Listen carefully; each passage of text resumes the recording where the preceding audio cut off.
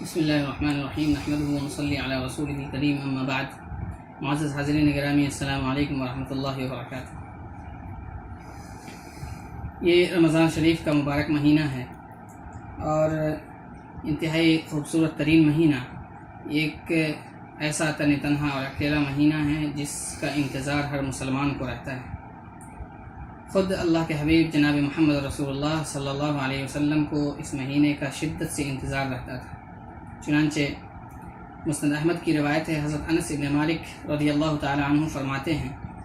کہ جب رجب کا مہینہ آتا تو اللہ کے حبیب صلی اللہ علیہ وسلم یہ دعا فرماتے تھے: اللہم بارک لنا فی رجب و شعبان وبلغنا رمضان. الہ العالمین، ہمارے لیے رجب اور شعبان کے مہینوں میں برکت عطا فرما اور اپنے فضل و کرم سے ہمیں رمضان کا مہینہ نصیب فرما. اب ظاہر ہے کہ رمضان کی جو فضیلت ہے، رمضان کی جو اہمیت ہے اور رمضان کی جو قدر ہے، رمضان کا جو مقام ہے اللہ تبارک و تعالیٰ کے نزدیک، اس مقام کو اللہ کے حبیب سے زیادہ اور کوئی نہیں سمجھ سکتا. یہی وجہ ہے کہ اللہ کے حبیب صلی اللہ علیہ وسلم بڑی شدت سے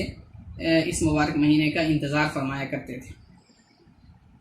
صحیح ابن خزیمہ میں حضرت سلمان الفارسی رضی اللہ تعالی عنہ کی روایت ہے، فرماتے ہیں کہ اللہ کے رسول صلی اللہ علیہ وسلم نے شعبان کے آخری دن ہم سب لوگوں کو خطاب فرمایا اور آپ نے یہ فرمایا: یا ایھا الناس قد اظلکم شہر عظیم مبارک، شہر فیہ لیلۃ خیر من الف شہر، جعل اللہ صیامہ فریضہ وقیام لیلہ تطوعا الی آخر الحدیث. وہ کہتے ہیں کہ اللہ کے حبیب صلی اللہ علیہ وسلم نے ہم سب لوگوں کو مخاطب کرتے ہوئے فرمایا کہ اے لوگو، اللہ تعالیٰ کی طرف سے تم لوگوں کے لیے عظیم، انتہائی عظیم اور مبارک مہینہ آنے والا ہے، اور یہ وہ مہینہ ہے جس میں اللہ تعالیٰ نے دن میں روزے فرض کیے اور رات میں نفل نمازیں اللہ نے مشروع کی ہیں. لمبی حدیث ہے.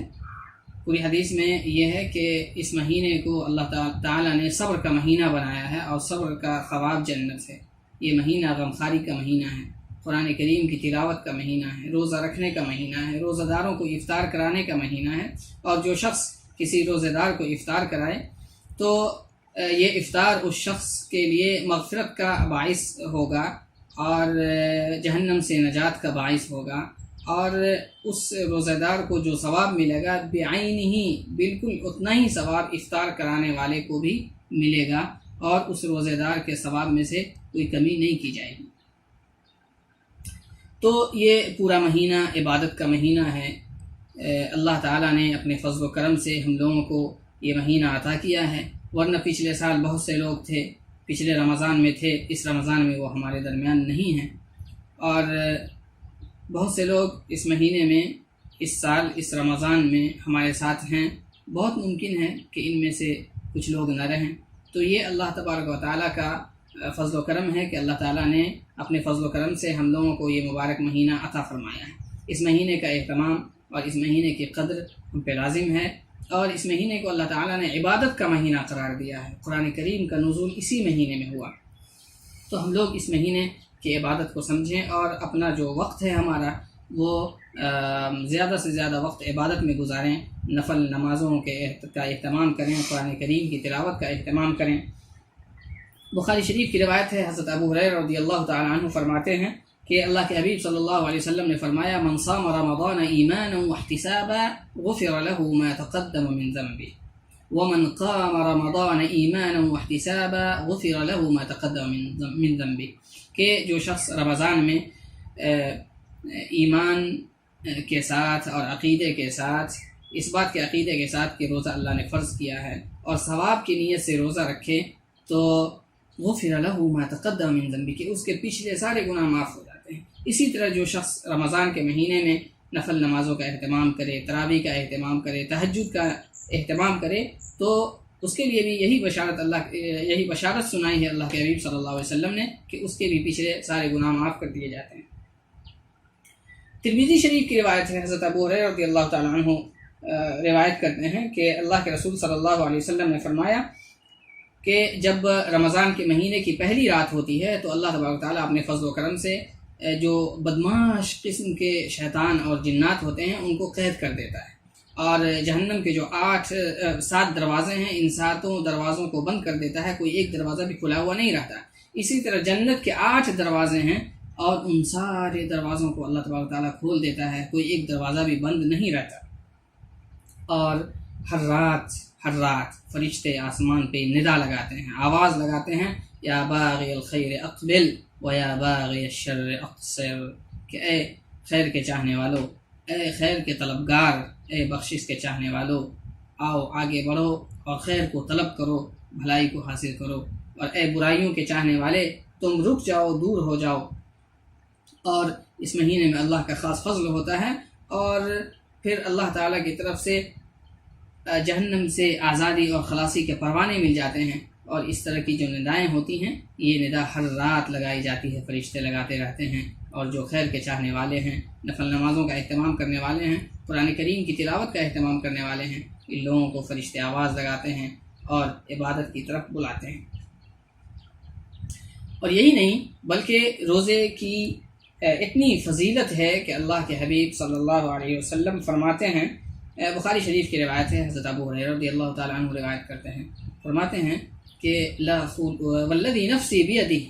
لخلوف فم الصائم اطیب عند اللہ من ريح المسک۔ اللہ کے حبیب صلی اللہ علیہ وسلم فرماتے ہیں، قسم ہے اس ذات کی جس کے قبضے میں میری جان ہے، روزے دار کے منہ کی جو بو ہے وہ اللہ کے نزدیک مشک کی خوشبو سے زیادہ پسندیدہ ہے۔ ظاہر ہے کتنی اہمیت ہے روزے کی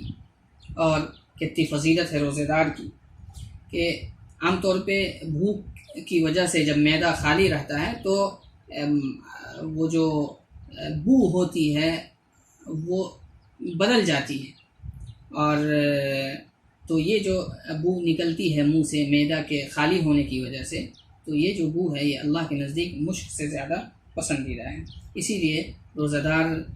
کی جو اہمیت ہے اور روزہ دار کی جو فضیلت ہے اور اس کی جو مقبولیت ہے اللہ تبارک تعالیٰ کے نزدیک، اسی مقبولیت کا نتیجہ ہے کہ اللہ تعالیٰ نے روزہ داروں کے لیے جنت میں VIP گیٹ لگائے ہوا ہے۔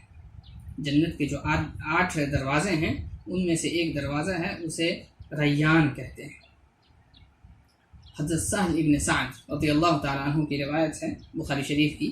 کہتے ہیں کہ اللہ کے حبیب صلی اللہ علیہ وسلم نے فرمایا، ان فی الجنۃ بابا یقال له الریان يدخل منه الصائمون یوم القیامہ ولا يدخل منه احد غیرهم، کہ جنت کے جو 8 دروازے ہیں ان میں سے ایک دروازہ ہے جس کا نام ہے ریان، اور یہ دروازہ خاص ہے روزے داروں کے لیے، اس دروازے سے روزے دار ہی داخل ہوں گے جنت میں قیامت کے دن، روزے داروں کے علاوہ اور کوئی دوسرا جنت میں داخل نہیں ہوگا۔ تو یہ ہے روزے کی فضیلت اور روزے دار کی فضیلت۔ ہم لوگوں کو چاہیے، اللہ تبارک تعالیٰ سے دعا کرتے ہیں کہ اللہ تبارک تعالیٰ رمضان کی قدر کرنے کی اور رمضان کی جو اہمیت ہے اور فضیلت ہے اور اس کا جو مقام ہے اس کے سمجھنے کی توفیق عطا فرمائے، اور ہم لوگوں کے روزے میں اخلاص اور للہیت پیدا فرما دے، اور پھر اللہ تبارک تعالیٰ ہم لوگوں کی ساری عبادتوں کو خاص طور پہ روزے کو قبول فرمائے۔ وما علینا الا البلاغ۔